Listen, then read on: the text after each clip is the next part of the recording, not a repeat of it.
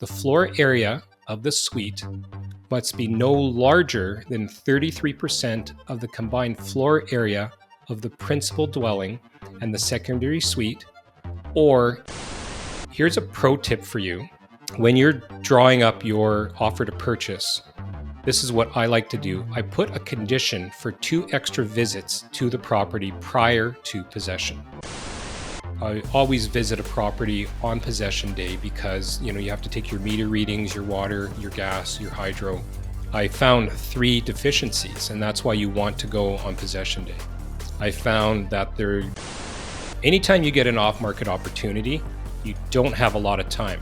What is your process for walking through a property and determining exactly how much the renovations are going to be? You might want to do what I'm doing.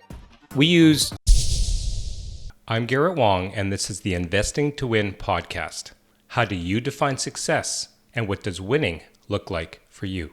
In this episode, I'm going to go through the nightmare I experienced of delays and back and forth when I wanted to convert our single-family rental property into a 2-unit dwelling. My hope, by the time you finish listening or watching, is that you can arm yourself with the best and quickest way to get your permits approved for your project. I know that some of my audience have heard some of these earlier updates on this project, the secondary suite project, but now that we finally have our permit approved and the project is underway, I'm going to be going through a complete summary of this process, plus a few unexpected issues and emergencies that happened while I was waiting for my permits. Now, if you're listening on Spotify or Apple Podcasts, you'll certainly be able to get the entire story, but I'd encourage you to watch the episode on our YouTube channel, just because I'm going to be showing my actual permits, the documentation I went through, and my floor plans. I'm going to talk about the why of the project, why a secondary suite. When you think about interest rates right now, especially at the time of this recording, interest rates went up. So if you were lucky enough to have a rental property where you had 2 or 3% interest rate a few years ago, and now your rental property is coming up for renewal with your mortgage, you're not cash flowing. And while I always say cash flow isn't the most important thing, it's usually the principal pay down and the appreciation of the property and the market value. We're talking about $500, $600, $700 sometimes with these high interest rates. So it's one thing to already own a property. It's another thing to buy a property. How do you get into it, a brand new property or a rental or a BRRRR, when you can't even get it to cash flow? So enter the secondary suite. So a secondary suite, as you all can guess, is what some people refer to as an in-law suite. It's usually in a basement or a second story, but I want to specify this because here in the city of Winnipeg, at least where I'm situated, we have duplexes, we have triplexes, we have single-family homes. A duplex, by that definition, houses 2 families. The really, really strange thing, especially in Winnipeg here, is that if you have a duplex, or rather if you have a single-family home and you want to convert it to a duplex, you actually have to go through zoning. Okay. Now, a zoning approval means that you have to involve the neighborhood. You have to put up those yellow signs. There has to be a community vote on it, or at least they're going to hear about it at council. And council's then deciding if they're going to grant you your zoning. When you talk about a secondary suite, it's strange. Like I said, now you're talking about a single family home that has a legal secondary suite. 2 families, but you can't call it a duplex because it's not a duplex by zoning. So the only thing that you really need to do is, and I make it sound easy, but that's the whole purpose of this podcast. All you need to do is just submit a permit. If it gets approved for your secondary suite, you're away to the races. You don't have to go through zoning. You don't have to go through angry neighbors. You don't have to worry about any of that. All that community stuff is bypassed with the secondary suite. Okay, so why would I want to? I mean, I think it's obvious, but I'm going to go through it anyways, just because this is a podcast about learning. The extra revenue of a second unit in the building. So if you think about, this project that I'm going to be outlining, let's say that I could probably command 1850 in rent. Okay, maybe even 2000. It's a nice neighborhood, but let's just say 1850 for decent math. 1850 for the entire house and a finished basement. If we take the basement and we convert it into a secondary suite, now I can't charge 1850 for just the upstairs because it's just one floor. It doesn't have the basement. But you know what? I can charge about 1500, 14, 13, 14, 1500. So let's use 1500 for easy math. The basement unit, which is going to be a 2-bedroom unit, brand new renovated, new construction, quartz countertops, is going to command the very top of the market right now. Let's call it 11, 12, 1250. Even if we just say 1100 at the very bottom end, and I know for sure, at least at the time of this recording, we can get 1250, but 1100 plus, let's say 15 is already $2,600 compared to the 1850 plus utilities that I was going to charge for the entire house. So you can already do the math. Realistically here, I think I'm going to be ahead by about $800 or $900. Now, with high interest rates at that $500 or $600 extra payment, I'm still going to cash flow $300, $400. And then if or when the interest rates get back to quote unquote normal, I might be cash flowing $800, $900, maybe even $1,000. So for me, it future proofs the purchase of the property. It increases the value because obviously a 2-unit dwelling is worth a lot more than a single family home. So let's talk about the target property.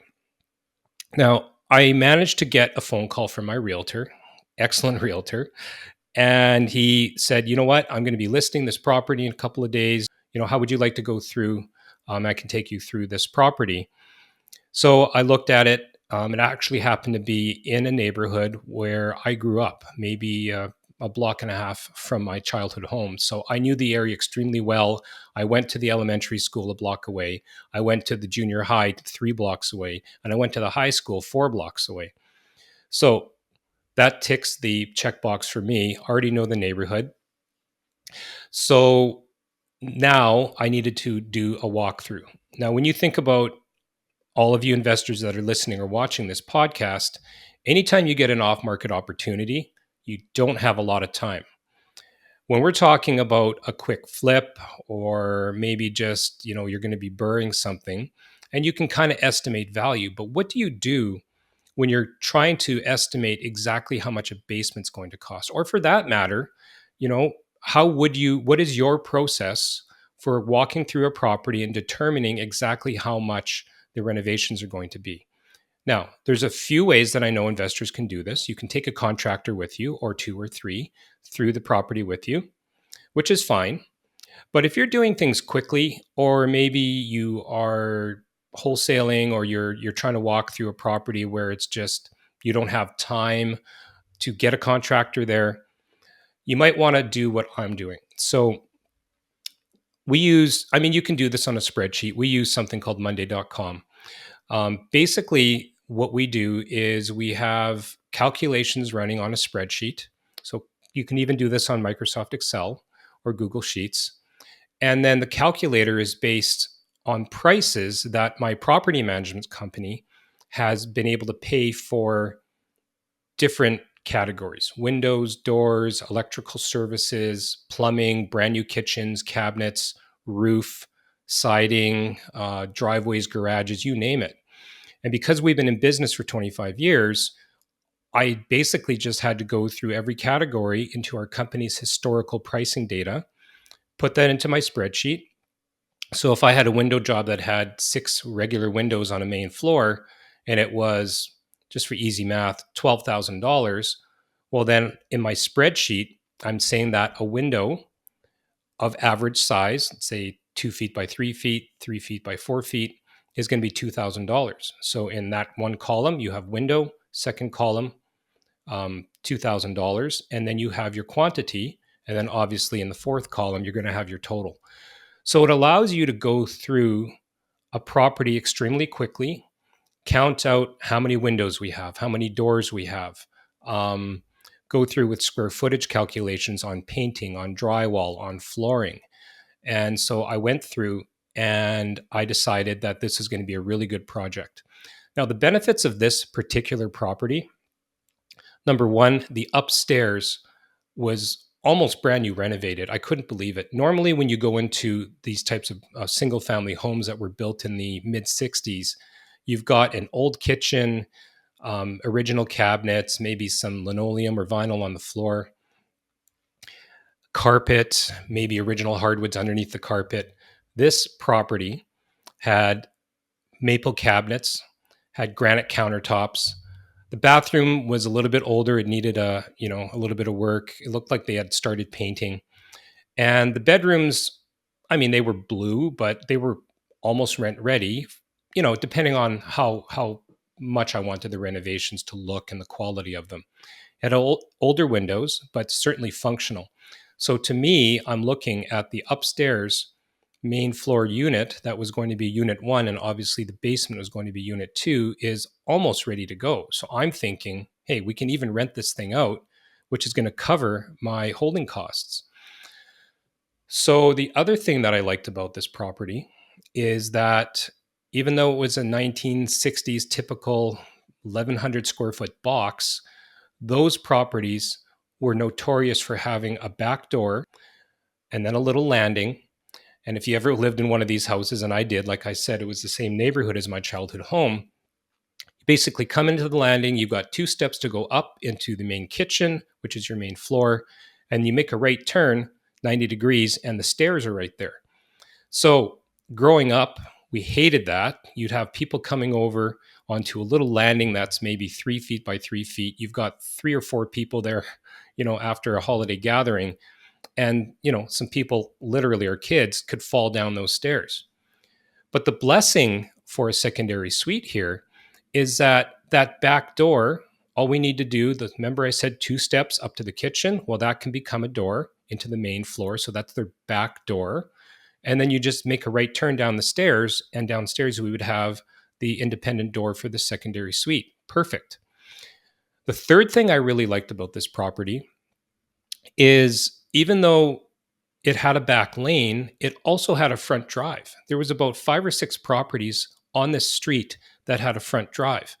Now, one of the requirements, as I'm going to go into in a little bit when we go through the documentation from the city of Winnipeg, is that you need 2 separate parking spots, one for the main floor unit and one for the other unit. I could certainly, because it was a back lane, take down some fencing and make 2 parking spots. But it just works that much better to give the front driveway to the main floor unit and the back driveway to the basement unit. So 2 driveways, a main floor that was almost ready to go, and a perfect layout for my secondary suite. So let's talk about the challenges, in secondary suites, particularly when you're targeting an older building like this. And that is egress. We have egress windows. Now, I should mention that, you have an older property, smaller windows in the basement, egress, of course, fire escape. So you have to have a window in a bedroom that's able to, be a certain size. That's what they call egress. So therefore, in the basement of this property, there are 5 windows. Now, they're not all in a great place. There's one window at the bottom of the stairs. Well, obviously, you're not going to make a basement bedroom there. So on the far, I guess it would be the south wall, there are 2 windows side by side, separated by maybe a foot, maybe 18 inches. So those were my target windows. I knew that I had to then have somebody cut out the concrete, put in bigger windows, dig down a little bit more. So that means for an egress window in the basement, you're cutting out the concrete of the foundation itself, you're digging down, and you're putting in a proper window well. Engineering is involved. You have to have permits. You have to have a stamped drawing from an engineer, but it is possible to do an egress window. So because those 2 windows on that south wall were where they were, that was actually where we started, or where I started rather, in determining where those bedrooms are going to be. So window, dividing wall, bedrooms. After that, then I started to look at the best layout for this unit.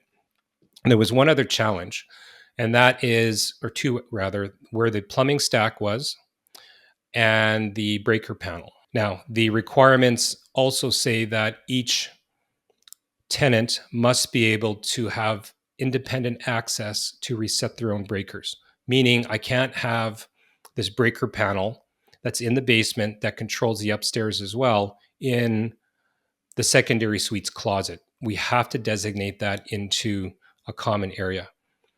The other problem is that we have a floor drain and we have a stack that's also sort of along this big corridor where we were hoping to be able to put the bathroom in the kitchen. Having a floor drain right in the middle of a kitchen or right in the middle of a entryway just wasn't going to work for me. But on the other side, there was this furnace. So, I mean, layout wise, and I'm hoping you guys take a page out of my book here. You can't be confined by traditional thinking, and you can't. Number one, don't let any contractors or it. I mean, they all have good intentions, but I had my contractors there, and they're like, "Oh, this is the only spot that we can put the door." And this is the only spot that we can do this. And I'm like, well, there's a floor drain here. Oh, we can get away with that by just covering it. So when you're doing a project like this, you have to think again, if you were renting it, would you want to, you got to kind of close your eyes and you're going to open the door of your brand new unit, toss the keys onto the table, look down, and you have a floor drain right in your entryway, reminding you that you're staying in a basement where something could flood at any moment, right? Sewer backup. Not ideal. So I tried very, very hard to look at different options. And I did find it right at the bottom of the stairs. And I'm showing this layout, but right at the bottom of the stairs, you turn left, there's a furnace room there. So we've got a furnace and a hot water tank. So that's where the contractors said, we can't go through there. There can't be a door there. We have to go through the other way where there's the plumbing stack and the floor drain.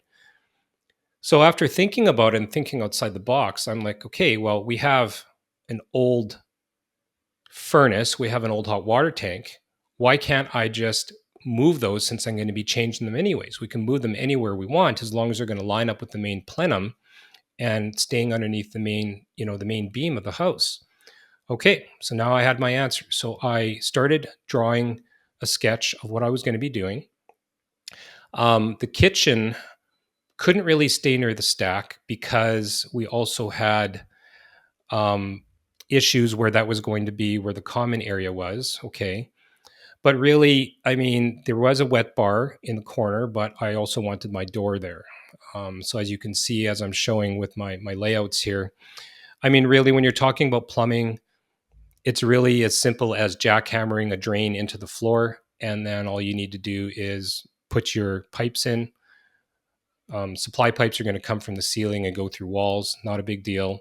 Permit concrete, and then you'll never know it was any different. So I already had to build that into the budget. So form over function. So we budgeted the jackhammer, running new plumbing, et cetera, et cetera. So I evaluated the property. I used my spreadsheet. I did a budget. The numbers made sense. I got an offer accepted and then went through my project process and I wrote up a proposal for my private lender. Now, this is another tip for you. If you're using private lenders, and I had a podcast, I don't know, maybe 3 or 4 episodes ago. I would encourage you to listen to that because we go through what they call A lender, B lender, C lender, and private lenders. And private money is a little bit more expensive with the trust company and such. But we're talking about a very fast process here. It's not like I was going to be keeping this for years and years and years at a 9 or 10% interest rate. And I liked this particular lender because they trust that I do very good work and I've always been on time and our inspections are always good. So they're always have been willing to lend me the money for the renovations itself as well. So I didn't have to worry about just the property mortgage and then go to a capital investor to try to get money to fund the renovation. So in my proposal, and again, this is a pro tip for you guys, you don't just want to make a phone call, send an email and say, hey, Joe lender, I have a property and this is what I'm going to be doing with it. Would you lend me a mortgage? I did a complete business plan. color PDF and I present it to them, okay? Because it's a business plan. I had a description of the project, um, description of the neighborhood, the current value of what I purchased it for, the scope of renovations, my entire budget, my cost overruns that could happen, my ARV or my after renovated value, and I had that as verified by, 3 independent appraisers and realtors, because the lender wants to know what the value is going to be, because there's nothing that can really, I mean, how do they know, right? They have to base, because they're not using a typical appraisal. A lot of private lenders are going to look at the scope of your project, and then they're going to honestly drive by the property, and they're going to look at your credibility as an investor, whether it's your first time, third time, or multiple times like I've had with this lender. So my intention was to have them cover the entire construction with progress, inspections, draws. Now, here's a pro tip for you. When you're drawing up your offer to purchase, this is what I like to do. I put a condition for 2 extra visits to the property prior to possession. And to make it easy, because it's not like you want somebody to say, oh, I'm not going to be allowing you to go in alone, I'll say with the presence of a realtor. Okay, it can be their realtor, it can be my buyer's realtor, doesn't matter. You want to make them comfortable. I like to work in those 2 visits so I can take my contractors through. Keep in mind that at this point, I had my spreadsheets and my costs, which were fairly accurate, but I mean, with, it could vary by quite a bit. So on these 2 visits, now I'm going to be going through and having all of my contractors, windows, doors, electricians, giving me actual quotations. And by having those actual quotations, my hope was that I would have my costs, submit my budget, get my mortgage financing approved, but then also get ahead and submit my permit, my secondary suite permit. So then I could hit the ground running by the time possession came. So let's go through, at least with the city of Winnipeg, because I believe that that's why you're watching me do this video and this podcast, and why you stuck with me this far. So we have a 2 permit process to go through for a secondary suite. It's still easier than going through zoning, but there are a few little contingencies that I'm going to explain. So the first step is called a development permit. Okay. You need to get a development permit, and then you need then to go through your building permit. The development permit is kind of what you're doing. Okay. And then the building permit is the how of the project. Now, when you go through the City of Winnipeg site, it actually is quite good. And as you can see here, and scrolling through, you've got a bunch of different PDFs. There's information sheets explaining exactly what is allowed for a secondary suite. It explains the square footage calculations. It explains that you need barriers between your 2 units, your main floor unit and your basement unit. You have to have a sound barrier. You have to have a fire or smoke barrier. There's a lot of things that you have there. What's really nice is they even have this little explainer video that explains the difference between a DP, I'll refer to that development permit, between your DP and your building permit. So I felt very comfortable. But even with all of that, they also have your checklists and everything that I needed. But I saw there was a fine print. If you have any questions, feel free to contact one of our permit technicians. We'd be happy to explain it to you. And when I see things like that, I take full advantage of it. I use that with the government when I'm going to our residential tenancies branch. Let's say I'm applying to get, a large apartment block off rent control. I'm going to actually speak to the officers that are going to be making a judgment call on my project to say, hey, what do you think of my project? I'm about to submit it. Can you see any flaws with it? If you have that opportunity, grab it with both hands and don't let it go. So I booked a Zoom meeting with the permit technician, and we went over the entire project. He explained everything to me. He explained the square footage calculations. He explained why we needed all of this. And I felt pretty comfortable. So let's talk about the square footage calculation, because that really is what caused a lot of the delays, not to be a spoiler here. So I'm going to quote from the actual regulations. The floor area of the suite must be no larger than 33% of the combined floor area of the principal dwelling and the secondary suite, or 800 square feet, whatever's less. So basically, they're only allowing an 800 square foot secondary suite. That's not very big. It's basically you can't have more than a one or two bedroom. So think about this though. They're basing that on 33% of your actual total volume, meaning your combined of the building plus your main floor unit. So if you have purchased too large of a single family home for your secondary suite project, number one, you've overpaid because now you're going to be leaving a whole bunch of unused space that you can't designate to the secondary suite because you can only have 800 square feet. So you have to designate it as common or storage area. While you should have some kind of storage area, that is really technically it's a waste of money, right? A waste of your paying too much for the asset. The second thing, which is quite interesting, the floor area cannot be less than 350 square feet. So now we have a target and specifications between 350 and 800 square feet. Now, keep in mind, we're still before the possession date.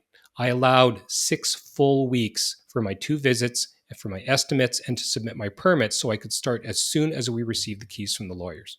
Therefore, the next step then was I also had to get what's called an owner statement signed by the owner. The reason for that is I didn't technically own the property yet. So at least in our city, and you probably have this wherever you are, if you want to submit a permit on behalf of an owner, you have to get a signed statement. It's basically permission from the property owner that you are allowed to put a permit in your name or their name, and they're giving you permission. Again, I wanted to get ahead and submit this before possession, so that's why I wanted to do this, so that the land title search was going to match exactly what was going to be on the permit. So the next step, I needed a floor plan. I knew where I wanted my windows. I knew where my egress windows were going to be, and I had a pretty good idea where we were going to be putting the bathroom and the kitchen. So because of speed, I did have some drafters that I had used, but 2, 3, 4 week process, have them come out, measure, do some field measurements. I just wanted to go a lot faster.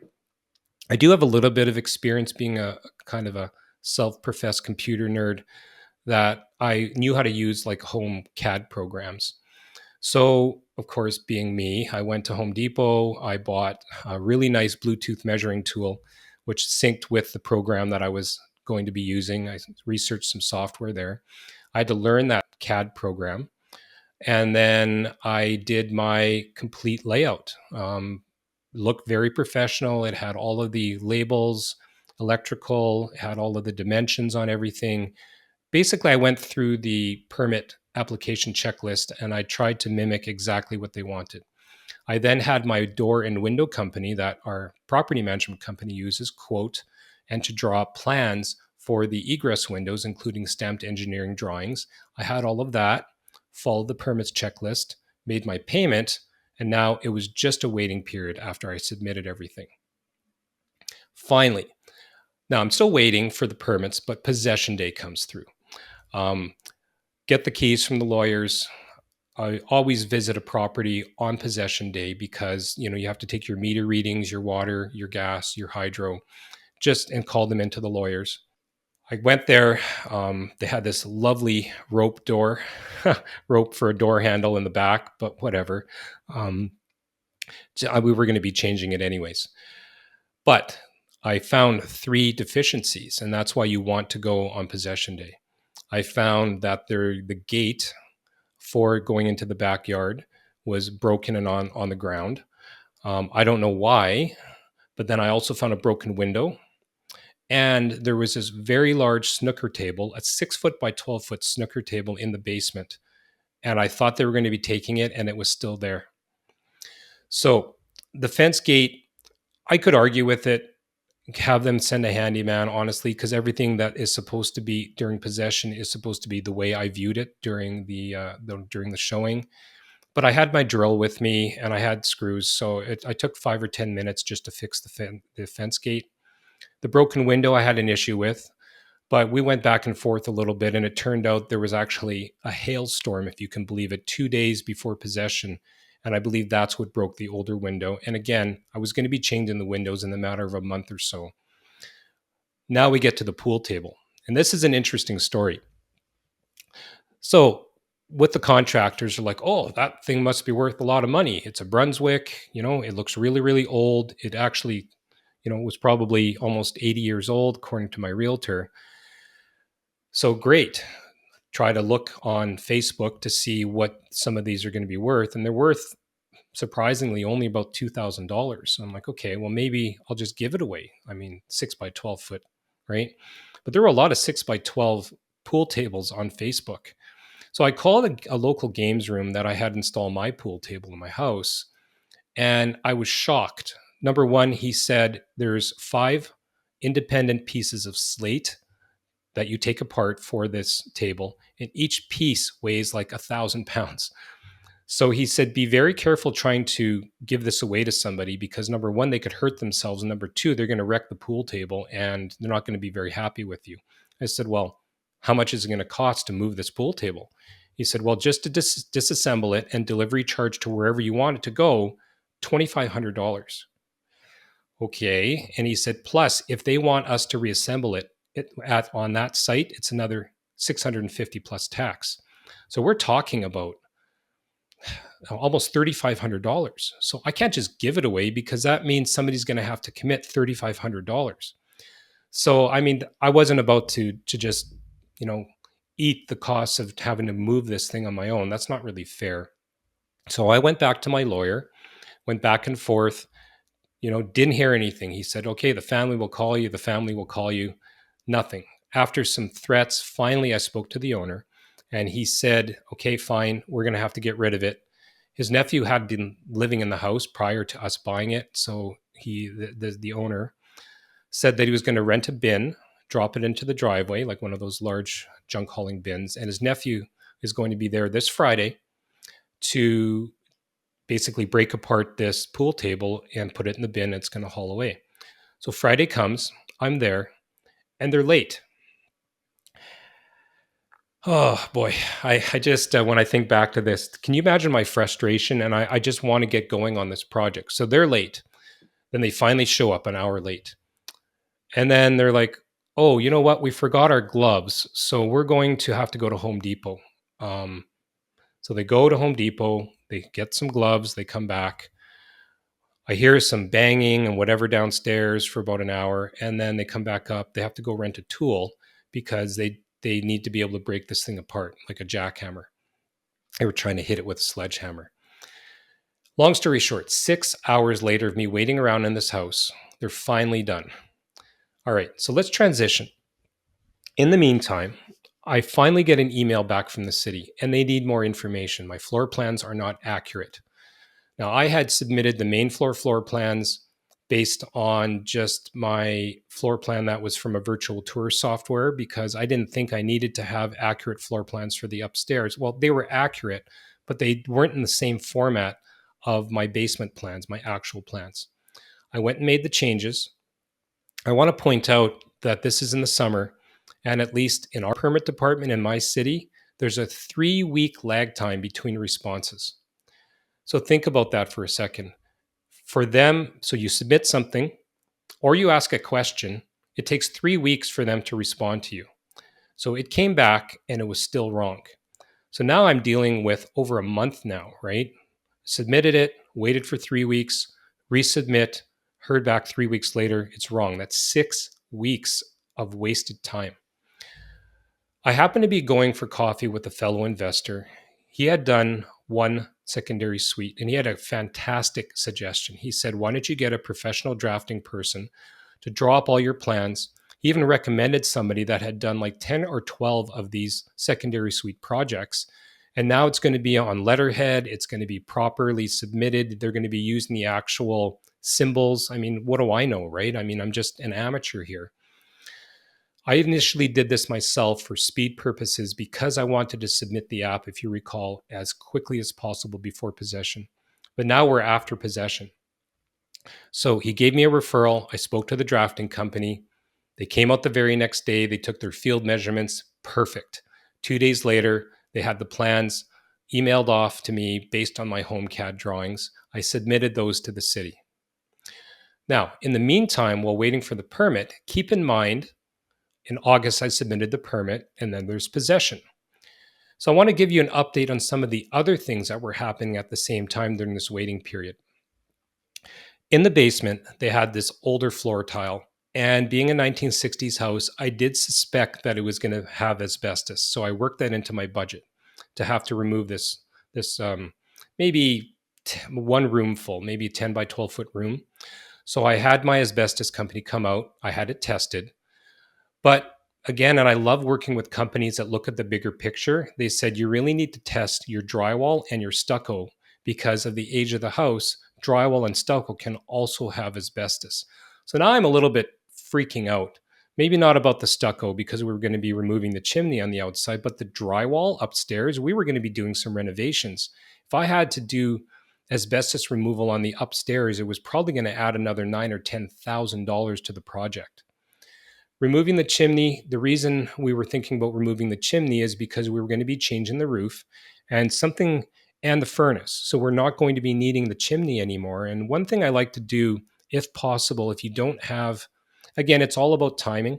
If you have a furnace that's going to be removed, you don't need the chimney, and you're changing the roof, you get rid of the chimney because then you don't have to worry in the future about the flashing around the chimney or any kind of other leaks. It prevents a lot of future leaks. So the tiles and the stucco tested positive. The drywall was okay, thank goodness. That would have really been devastating. Okay, so I needed to then have the tiles removed, and it actually went all the way up the stairs into the landing. So they had to do their negative pressure. There was a whole big thing they needed to do. With the stucco being positive, I just decided because there was going to be extra work going through this asbestos removal that I was going to just leave the chimney. It wasn't really harming anything. I just thought, why not? Okay. So had the asbestos removed, that went off without a hitch. Had the air quality tested, positive test for good air quality, no asbestos in the air anymore. So that was clean. We had the green light for that. Still didn't have my permit. Then the roofing quote came, had the roofers come out. They did all of their work that they needed to. When you're doing a roof, I often the company really doesn't know if the decking is going to be rotten or if there's going to be multiple layers of shingles. They kind of gave you a quote based on a worst and best case scenario, but we were already starting to chalk up some extra expenses that I didn't anticipate. Obviously, I have my contingency, but I just wanted to make sure that this is going to be good. So I'm going to roll an interview because I went on site and I spoke to the site supervisor, and he explained exactly what was going on with the project and gives me an overview of what they found when they lifted the shingles. So I'm here with Damien with the Above All Roofing at our Buttercup project. We're getting the roof done today, and I was just asking Damien how the roof is because I'm a little worried. It was looking kind of rough, and just about the decking and things like that. Damien, how's it going up there? Everything's looking really well. Like in this area, all the decking in wood is like good old board, so it's nice and sturdy. Usually if you see any rot, it's more on the bottom eave, but on your house we have already drip edge on it, so that prevents the water to leak in there, especially with our long hard winters with all a bunch of snow and ice buildup right by the bottom eave in the east trough. Okay, so even though I was kind of worried because the shingles were so rough, that drip edge is maybe going to save me from a lot of money right now? Yeah, it'll save you a lot of money. Otherwise, I'll have to change the bottom foot around the whole house, which can get really pricey when you add it all up together. Okay, cool. All right, so do you think this is going to be done today, do you think? Is it a one-day job? Yeah, it'll be a one-day job, and I think we're going to be home nice and early today. So it's Friday, and we're happy to get her done and start the weekend. Yeah, we got lucky with the weather. All right, thanks, Damien, for your time today. No problem, thank you. Okay, so that's the roof. I'll talk about the permits in a little bit. We're now in November and December, and I'm going to the property twice a week because I'm still waiting for my development permit. visiting a couple times per week because of the heating and just because of general security. And I find the furnace not working. You can definitely tell. You open the door and it's cold on the inside. Now it's an older furnace, the original furnace. I go and try to relight the pilot, use all the different property management techniques that I know. And then I had to call my HVAC technician. They show up that day and give me the bad news. There's some kind of flame sensor gone, plus maybe the circuit board and some other issues, at least $800. So what do? I'm going to be changing out this furnace, but I don't want to repair the old one for $800, but we haven't even done demolition yet. So I had no choice but to change it out. But here's the issue. If you remember, the furnace and hot water tank were going to be moved because that's where I was going to be having my hallway for the entry to the secondary suite. And we haven't demoed anything yet. So how is the HVAC company going to know where they're going to be putting the furnace and how they're going to be moving anything when there's all the walls that have to be taken down and there's no new walls where they're going to be putting the furnace for reference? So you fast forward to install day. And, I had to change it. I had no choice. I thought, and I'll admit that I was just going to go and put some chalk on the floor, like snap a chalk line and some tape as a reference where the walls were going to go. And when I went there, I found that there was a non-load bearing wall for the furnace room, that it was exactly where the furnace was supposed to be. Now, I'm half an hour away from the HVAC company coming with a brand new furnace. Desperate times, desperate measures. I had a screwdriver in my car. I borrowed something else from the technician that had showed up a little bit early. He was just going to work on some plumbing. And I basically demoed the wall and the paneling and took everything off with just a screwdriver. Anyways, so the furnace and the new air conditioning went in flawlessly. I hung around the entire day because I wanted to ensure that the new gas pipe that they were going to be extending was tucked up really nicely underneath the main beam. I wanted to ensure that we got our maximum ceiling height.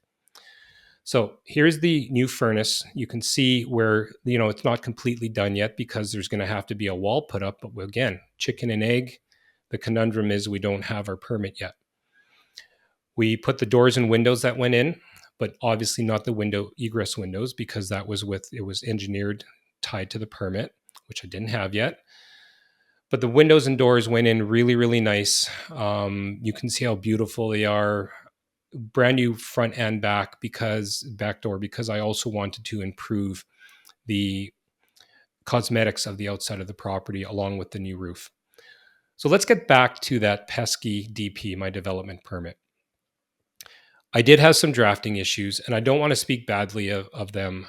It could have been the city, but regardless, the end result is it took 91 back and forth emails to get this right. Some of the issues were simple, like not having a north symbol on the site plan, or the east and west property dimensions were the exact same. And I mean, they should be. It's a square or rectangular lot. So that's an accuracy error.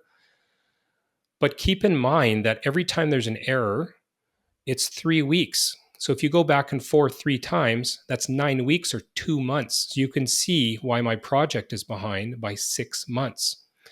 But the majority of the issues were related to a square footage calculation error. Now, keep in mind, 1/3 of the entire overall dimensions.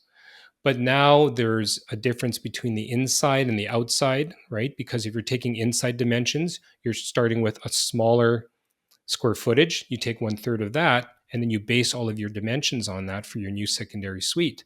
But the city was saying, no, you have to take it from the outside measurements, which adds quite a bit.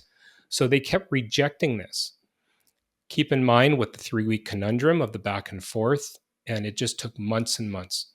So after those 91 back and forth emails, 6 months later, the city sends me an email saying, finally, everything is going to be approved. The square footage calculation is correct. The plans are good, but I need to show 2 parking spots. I'm like, 2 parking spots? I have 2 parking spots. If you recall, we've got a driveway in the front and we have a parking spot in the back lane. So I spoke to them and I'm like, we already have 2 parking spots. And he says, no, according to bylaw 1, 2, 3, 4, 5, you aren't allowed to have a front driveway in that neighborhood. And I'm like, but there's like 5 or 6 properties that have front driveways. He's like, I don't really care. You're not allowed to have a front driveway. Show me some plans that have 2 parking spots in the back. And I mean, if you realize and remember, that's why I chose, part of the reason why I chose this property. Anyways, I didn't have any time to waste and try to get through the weekend, go to my drafter, get these plans. This is another tip. When you have a permit technician that's willing to speak to you on the phone, work as fast as humanly possible. This is a Friday. I basically canceled all my meetings. And because I couldn't get a hold of my drafter and I didn't want to wait, I basically used Photoshop on my plans and moved the lines, added those 2 spots, triple and quadruple checked all of my measurements and resubmitting. And because I did that so quickly and he was kind of expecting it, that afternoon, I actually got my development permit. So after all of this, this is completely brand new for me. The next step then, once I have my DP, is a building permit. So I submitted my building permit for a secondary suite and for basement development. Didn't think it'd be any different. And it's come back with some minor corrections, but I've resubmitted those. And at least as of the time of this recording, it should be any day. So now we can start demolishing. So let's wrap up. Next, we have demo, we have the construction, and then we should be finished in a matter of 2 or 3 months. It's going to be very quickly because I have all my quotes ready and all my trades are ready to go. Do I have any regrets at this learning process and how long this took just to get a development permit? Well, I mean, I wish I had more time to devote to the project, because when I was going back and forth, really what I should have done with all this square footage and arguing back and forth with the permit tech, I should have just printed them out, marched down there and had a face-to-face meeting with them, and I would have probably saved another month. Okay. But keep in mind, in December, I had this issue with my property management staff, and I had let go all of my property managers, which forced me to focus more time on the property management company. So admittedly, if I could have pushed harder and had that month, I maybe would have saved a month, but not much more than that because of a little bit of the back and forth. Now, I want to specify that I chose to fund this one for the down payment with my personal money. Normally, I use one of my capital partners for the down payment. Why did I do that this time? Because I never like to embark on a brand new venture, not real estate, but a secondary suite. I never like borrowing private capital where I don't have actual experience in that particular type of project. I've flipped, I've done BRRRRs, I've extensively rent out properties, done some multifamily, acquisitions, but I've never added a secondary suite with this permit process. And I didn't want to risk a delay on returning capital to one of my investors, so I decided to use my own money. And it's a good thing because with my money tied up in the project and not one of my investors, the only problem, I guess, is that I'm paying interest. But the side benefit, we got through the winter, and now the construction is going to get easier. So even though we were slightly delayed, think about that. My main contractor will now be able to make up a lot of time due to the speed without dealing with snow, cold temperatures, those types of things.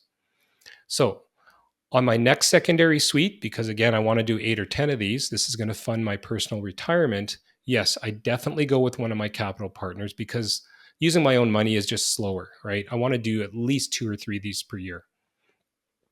I'm going to have one final note because we're dealing with an older building here. We're dealing with egress windows.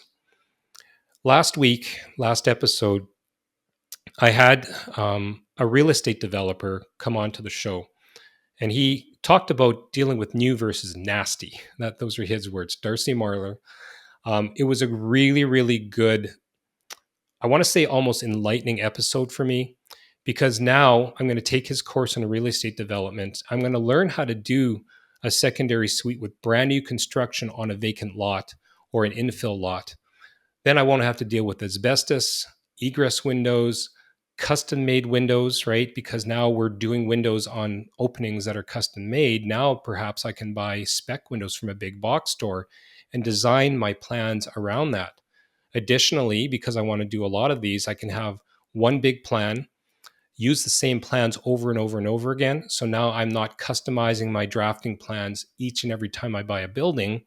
All I have to concentrate on is buying an old, nasty house, knock it down, make sure that I have my zoning and everything's in place, and put up the exact same building. So again, it's all a learning curve, and new and modern efficient use of space. You get your maximum rental price, maximum building value. And Darcy said, like Darcy said last week, I hate to tell you, Garrett, your kids don't want your 1950s crappy building. So key takeaways here from the experience. Number one, don't rush something submitting to the city. Number two, double, triple, quadruple check your documents before submitting. Number three, if this is a brand new project type for you, as it was for me, consider hiring a consultant, someone that's done it before from start to finish. That might charge you a few thousand to walk you through the process, or better yet, pay them more money to submit the actual project and plans and permits for you, just so you can kind of look over their shoulder, hold the flashlight, so to speak, so that the next one you know exactly what to do, and yet they're getting your project passed and through so you can start construction. If you're doing this with capital investors and partners, something I chose not to do here, then be very upfront with them and explain in great detail how the permit process is the big unknown. If you enjoyed this process and want to see more of this type of content, let me know in the comments. And don't forget to like the episode and subscribe to the channel, of course. Thanks for listening.